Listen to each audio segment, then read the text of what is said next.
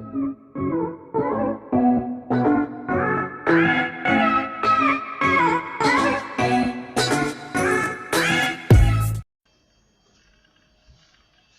a parlé. Certains attendaient quoi? Au lieu de démissionner pour malveillance et incompétence, eh bien non. Macron, comme à son habitude, nous a servi une de ses soupes amères, nous a crédité de toutes ses formules creuses et, fidèle à son habitude, s'est défaussé de toutes ses responsabilités, prolongeant la période de confinement jusqu'au 11 mai. On atteint là le paroxysme de la débilité profonde, malfaisante et malveillante de ce personnage et de toute cette Macronie, de tous ces fanatiques qui l'entourent. La seule décision qui s'imposait, c'était d'eux, mais il s'y refuse et il l'a dit clairement, d'engager un dépistage massif, généralisé.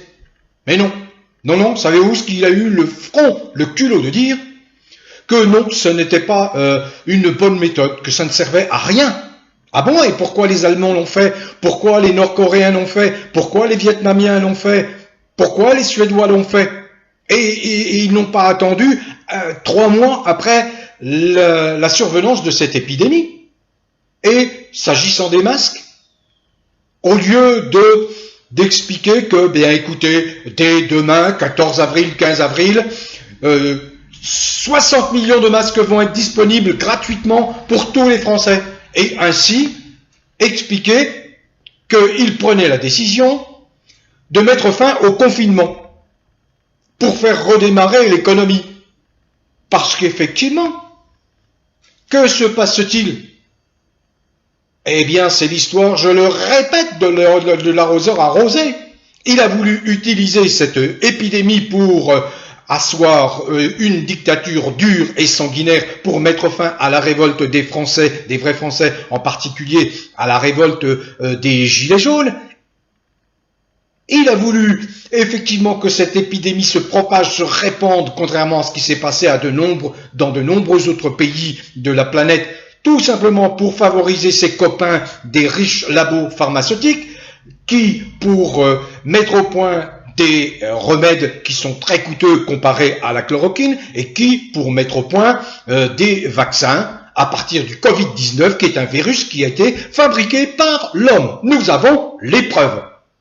Certains le contestent, eh bien continuez à le contester, il y a des preuves. Donc c'est bien un crime contre l'humanité, auquel participe activement Macron. Alors bien évidemment, quand j'examine les réactions de tous ces légitimistes qui ont mis leur pas, tous les partis politiques, tous sans exception, jamais je vous l'ai dit, écœuré. Ils sont tous gentils, mignons. Le fou psychopathe déviant leur a dit il y a quelques semaines, Union nationale. Mais c'est quoi cette fadaise, cette foutaise? Il n'y a pas d'union nationale avec un fou, assassin, meurtrier de la nature de Macron. Il faut lui faire la peau, oui, d'une certaine façon. Je ne suis pas pour la peine de mort. Je veux dire lui faire la peau, c'est-à-dire l'empêcher de nuire le plus rapidement possible.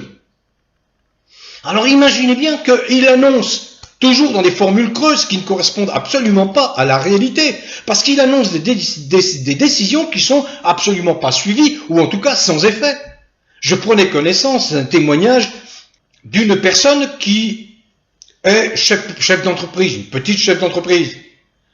On lui a dit, de toute façon, ne vous inquiétez pas, Macron a dit, ne vous inquiétez pas, vous allez vous adresser à votre banque et vous allez de toute façon automatiquement bénéficier d'un prêt pour vous aider à passer cette période difficile sans activité. Elle téléphone à sa banque lui dit, eh bien non, vous n'y avez pas droit, en fonction de votre bilan. Vous voyez, c'est toujours le mensonge. Le mensonge en permanence. Alors qui peut écouter ces salades, à part les politiciens, légitimistes, qui n'ont aucun moyen, qui n'ont pas de poule au cul pour renverser ce type-là, alors que nous avons le moyen de la destitution, alors qu'il y a le moyen de la grève du mandat, Alors que les maires, tous ceux qui ont une responsabilité élective devraient se mobiliser beaucoup plus fortement. Il y a à la tête du pays un fou, un nazi. Voyons, il y a des pays, il y a de nombreux pays qui commencent à sortir de cette épidémie. J'ai donné les noms, le Vietnam, la Corée du Sud, etc. L'Allemagne qui s'en tire bien, et d'autres, et la Suède, etc. Et nous savons, nous avons toutes les preuves que Macron n'a absolument rien fait. Il a même été mis en cause et dénoncé par Buzyn, son ex-ministre de la Santé, qui l'a saqué. Voyez, il a été dénoncé, il n'a rien fait. Et que fait-il?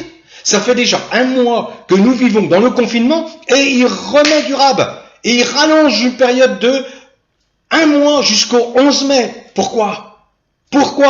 Est-ce que ce n'est pas là la preuve de sa profonde malveillance, de sa profonde folie, de sa démence totale? Et vous voudriez que les Français restent sans rien faire, sans réagir? Mais il est en train de mettre l'économie à plat. Et les patrons commencent à dire que il faudra réduire les avantages sociaux, réduire la durée des congés, faire travailler les gens plus longtemps. Non mais vous vous moquez de qui, les gens du MEDEF? Vous aussi vous allez finir en tôle en tant que complice collabo d'un nazi qui s'appelle Macron. Mais vous êtes cinglés, azimutés, oui ou quoi? C'est vous qui allez bosser plus. Qu'est-ce que c'est que ces histoires-là? Nous marchons littéralement sur la tête en France. Il suffit de tourner nos regards ailleurs dans les pays, vers les pays, nos propres voisins, où on s'aperçoit que c'est géré d'une manière extrêmement intelligente, humaine, pragmatique, où on n'a pas attendu. Vous vous rendez compte que M. Macron, alors il a laissé partir des stocks entiers de masques, il refusait des tests, le dépistage dès le départ, il a laissé volontairement se propager cette épidémie, et maintenant il prolonge jusqu'au 11 mai, et ce n'est qu'à partir du 11 mai que, soi-disant, nous allons pouvoir bénéficier de toutes ces fournitures absolument indispensables pour revivre un peu au grand air et non plus rester enfermés dans nos prisons, même si ce sont des prisons familiales et dorées. Non mais que se passe-t-il avec ces hommes politiques en France qui n'ont absolument pas de couilles au cul pour le renverser immédiatement? Mais que se passe-t-il dans ce pays, bon Dieu? Que se passe-t-il? C'est un fou, azimité, mettez-vous tous en colère, arrêtez, n'applaudissez rien du tout. Il ne décide de rien, il est idiot, c'est un imbécile, c'est un crétin, il a raté tout ce qu'il a entrepris. Ça n'est pas du tout le Macron intelligent que, par un coup de millions d'euros, les merdias puants, nauséabonds, assassins et nazis nous ont vendus en 2017. C'est un psychopathe pervers, narcissique, extrêmement dangereux, tel que le professeur Segatori, éminent psychiatre, en a fait le portrait psychiatrique. Alors il faut s'en débarrasser et ne pas attendre. Cette histoire de prolongement du confinement jusqu'au 11 mai, mais c'est une supercherie grossière, mais c'est non pas seulement une supercherie, mais c'est un crime. C'est une saloperie immonde et puante qui s'appelle Macron. Et il ne faut pas vous laisser faire, les Français. Il faut réagir, bouger. Si confinement il doit y avoir, il interviendra, mais dans une seconde étape et ciblé. Mais préalablement, il faut lancer une vaste campagne de dépistage pour tout le monde, comme l'a fait l'Allemagne, comme l'ont fait les pays qui arrivent maintenant à circonscrire cette épidémie, là où elle diminue. Alors que lui, il en rajoute une couche pendant 1 mois, mais il est fou, il est azimuté ce mec. Alors je pense que les Français, vous devez réagir maintenant. Je vais être bref, ma colère est forte aujourd'hui, elle est extrêmement forte. Parce que ce type est en train de tuer les Français. Il les a déjà assassinés avec le Rivotril, en assassinant tous les vieux dans les EHPAD. Tous ceux qui sont effectivement les plus fragiles ont prescrit, il ordonne de prescrire le Rivotril, alors que le Rivotril a une contradiction absolue et majeure, ne jamais donner ça aux personnes qui souffrent de détresse respiratoire. Et non, il l'ordonne. Vous imaginez, ça va lui faire 1 milliard d'économies au niveau des retraites à ne pas verser.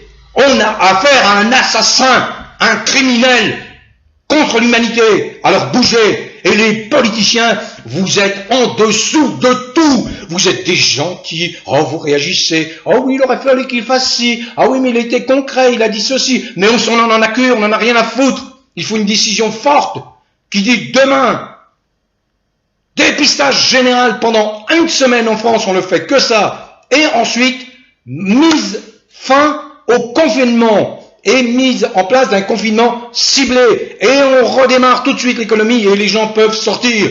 Voilà ma réaction à chaud. Je n'en dirai pas davantage. Je regarde quand même mon sourire et mon optimisme.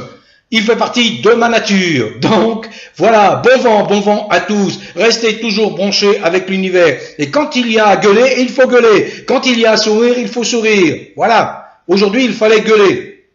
Parce que c'est du grand n'importe quoi. Et qu'il ne faut pas cautionner le grand n'importe quoi. Il en va de notre bien-être.